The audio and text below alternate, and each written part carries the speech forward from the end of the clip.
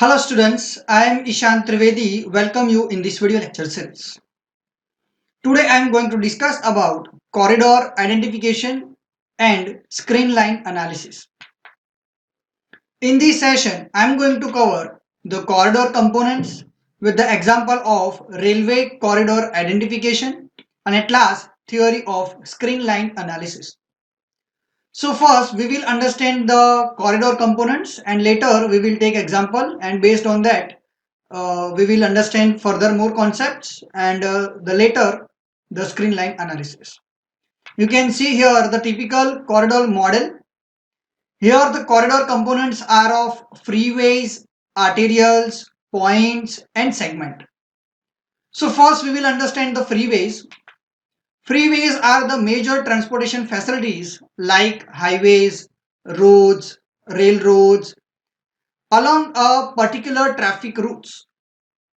These freeways connect the residential areas to the business or employment segment. You can see here the freeways which is given by the black line. Now next we have the arterials.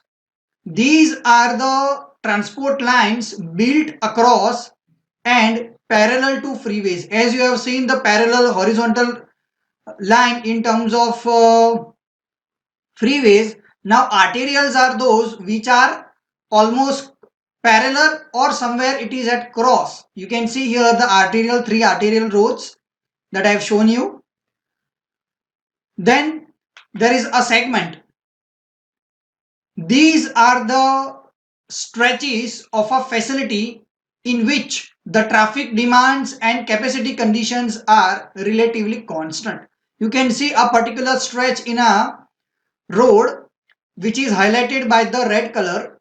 This denotes the segment.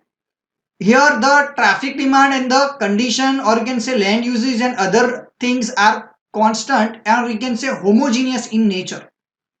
Now there is a yellow dot that we call a points. These are the location at the beginning and the end of each segment, you can see, and these are called the points. At the points the traffic enters and leave, or you can say crosses the facilities, because as I told you these segments are the place where the traffic demand is more. Here the capacity, condition and all the facilities which are related to traffic demand are constant. So in that particular segment the things are homogeneous in nature, and the points are those which are ending, or you can say starting and ending point of those segments. Now we have another term, that is a segment capacity.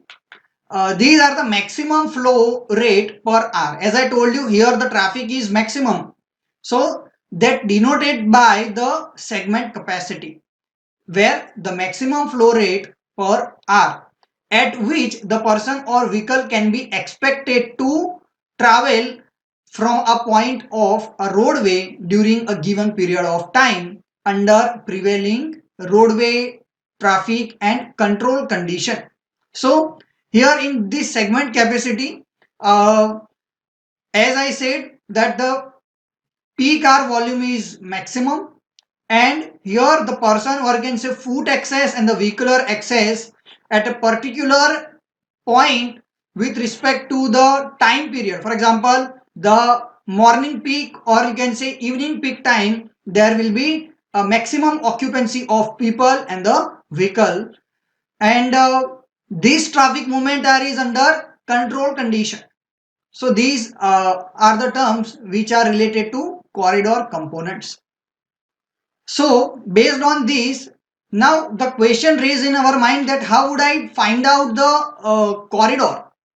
So there are few characteristics or study that we will require for the identification of corridor. Here what it seeks or what it looks upon. Here the potentiality of transportation where I am going to implement this corridor. So corridor identification is a process of selecting the potential transportation alignment, or you can say route, and assigning the intensity of development accordingly. So where I'll find those potentiality, and based on that, what I'm going to do, I'm going to make certain development in my futuristic development plan. So what this study includes? This study includes a stretch of roadway. It's a right of way, you can say, which includes the utility, drainage, traffic control devices that we put for the management. Then parallel sidewalks that you can call a street furniture.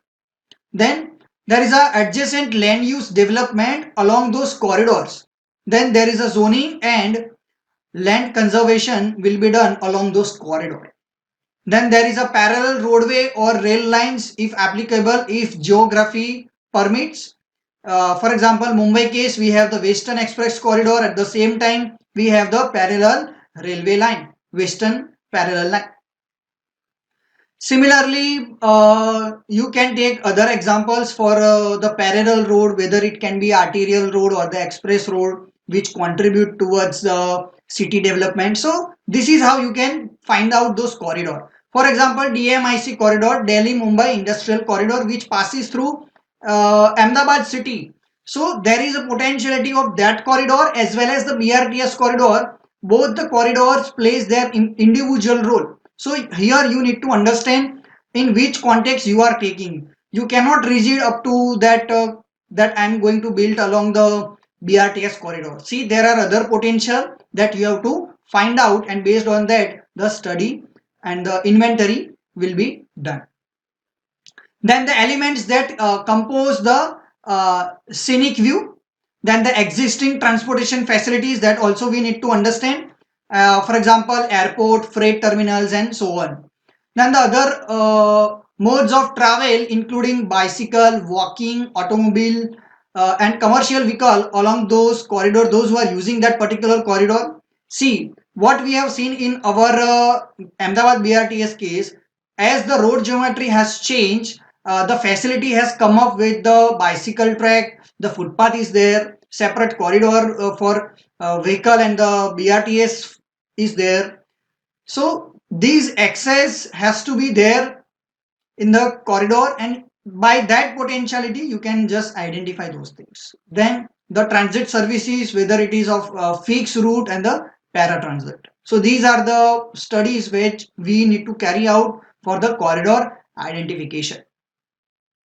Now we are going to understand this corridor identification based on one example, that is the rail corridor identification.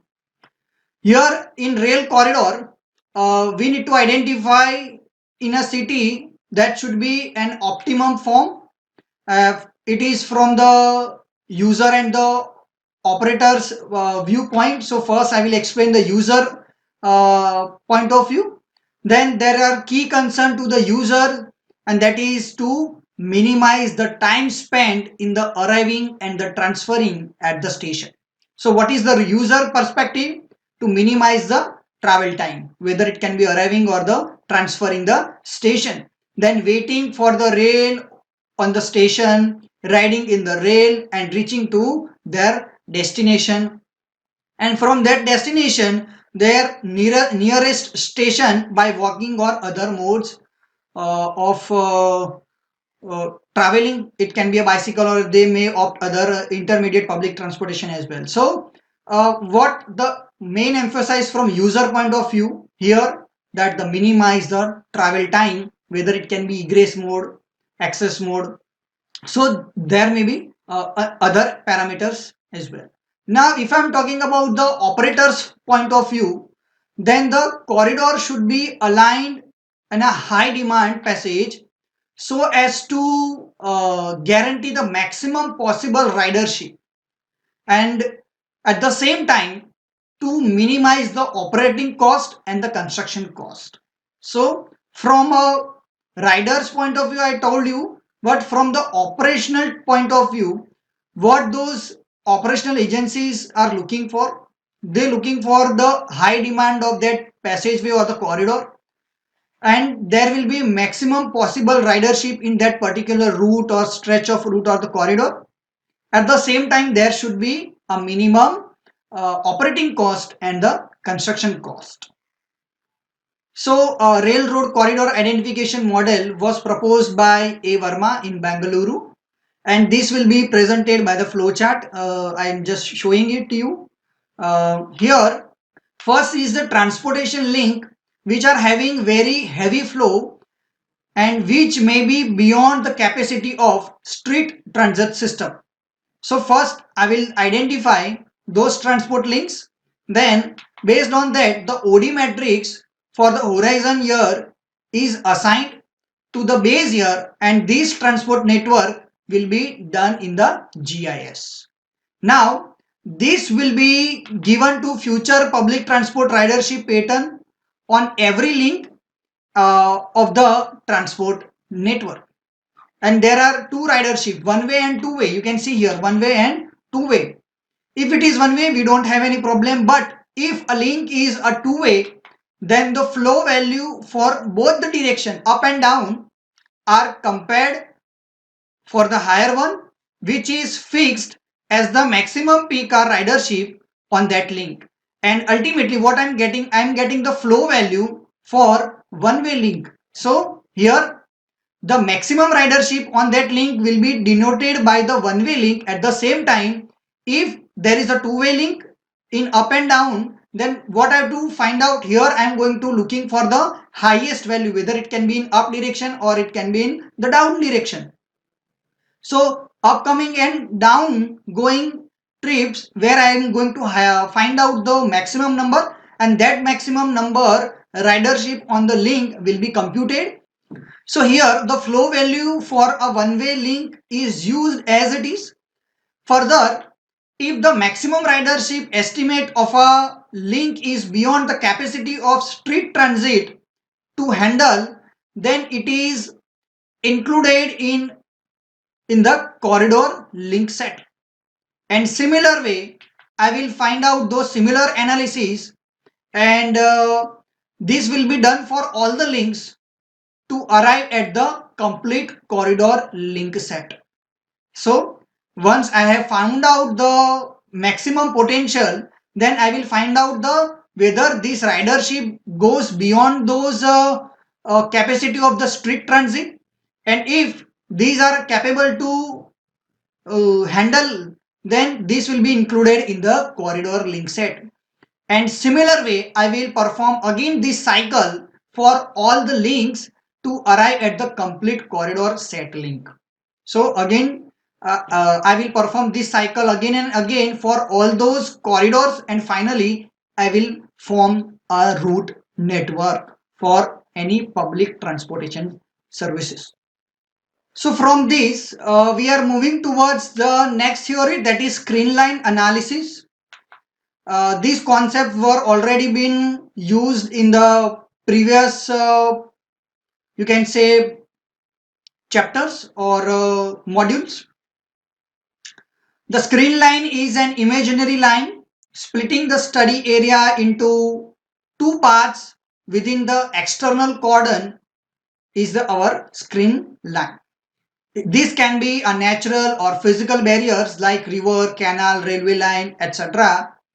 And you can represent is a screen line. Here you can see a screen line in the form of river which divides my study area. Similarly, if any railway line is there, then this will also taken as a study area, and based on that we can bifurcate any area into different zones. For example, in Ahmedabad case, you can consider Sabarmati River as a screen line, and which divides the city area into two parts, Western Ahmedabad and Eastern Ahmedabad. So this is how you can bifurcate your study area, and from that you can easily compute those data. So based on the house interview survey that we most carried out in our OD survey, the trip assignments are made which would give the volume of different traffic on different routes. Here you can see the different routes, and from which the trip going or across those screen lines can be determined, because the screen line is the point where I have just bifurcated the areas, and from those routes I will take up those surveys, and based on that I'm going to make the trip assignments, and from that I'm getting here the volume of traffic on those different routes. Then this is nothing but a cross check with the data on the counts that we have made at the screen line location. You can spot those location here. These location are given in red dot. Then what we can do is then a screen line survey identifies the major traffic movement between the two areas divided by the screen line. The result of these trip assignment are compared with the traffic counts on the roads in the screen line analysis. And then screen line analysis is a process for comparing those different sum of ground count traffic volumes across a screen line with the direction sum of all those assigned traffic, means the direction sum of the ground count that I have computed in the form of volumes, and similarly I will compare it with the directional sum of those assigned traffic volumes across the same screen line. And this is how I can calibrate various models, or you can say I can calibrate the trip assignment models by using this screen line analysis. So it is nothing but those sum of directional volume, that is ground count, can be calculated, and that will be assigned traffic volume, and here I can do the cross check for those volumes, and this is how I can make those trip assignment models calibration. So I'm ending this session here. I hope you have learned the screen line analysis and the corridor identification. Thanks for watching this video.